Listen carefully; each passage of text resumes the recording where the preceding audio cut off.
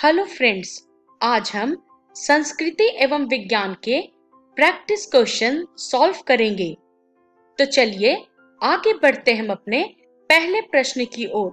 हमारा पहला प्रश्न है, पुराणों से हमें क्या जानकारी प्राप्त होती है?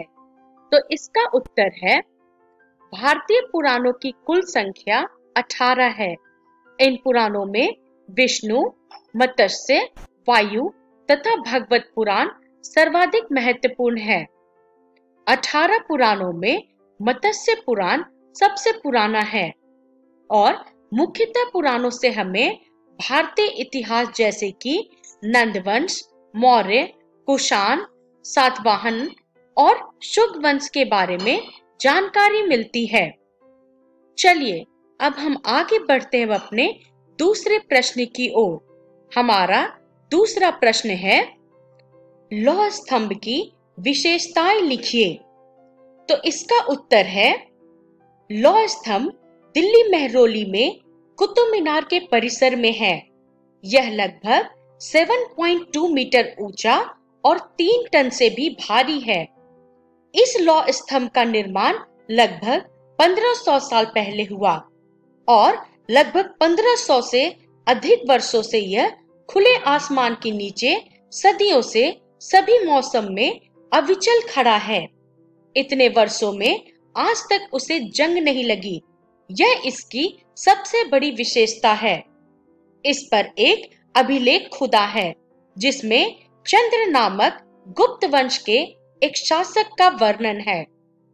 तो चलिए अब हम आगे बढ़ते हैं। हमारा तीसरा प्रश्न है, प्राचीन काल की इमारतों पे चर्चा करें। तो इसका उत्तर है, भारतीय इतिहास शिल्पकारों की कुशलता के नमूनों से भरा पड़ा है। विभिन्न प्रकार के स्तूप, मंदिर तथा इमारतें इसके उदाहरण हैं। स्तूप का शाब्दिक अर्थ है टीला। इनके आकार भिन्न होते थे, लेकिन सभी स्तूपों के अंदर एक छोटा सा डिब्बा रखा जाता था। इन डिब्बों में बुद्ध या उनके शिष्यों के शरीर के अवशेष या उनके द्वारा प्रयोग में लाई जाने वाली वस्तुएं या कोई कीमती पत्थर या सिक्के रखे जाते थे और इसे धातु मंजूषा कहते हैं।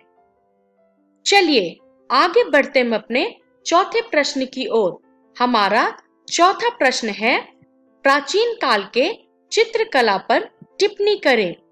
तो इसका उत्तर है, प्राचीन काल के चित्रकारिता को आज भी अजंता एवं एलोरा में देखा जा सकता है। अजंता एवं एलोरा की गुफाएं पहाड़ों को काट कर बनाई गई थी।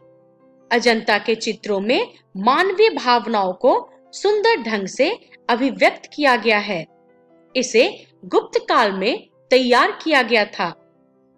एलोरा गुफा की दीवारों में बने चित्रों को बनने में जिन रंगों का प्रयोग हुआ था, उसे पौधे तथा खनिजों से बनाया गया था। इसीलिए 1500 साल के बाद भी चित्रों के रंग वैसे ही चमकदार हैं। चलिए बच्चों, तो यहाँ पे हमारा प्रैक्टिस क्वेश्चन समाप्त होता है। धन्यवाद।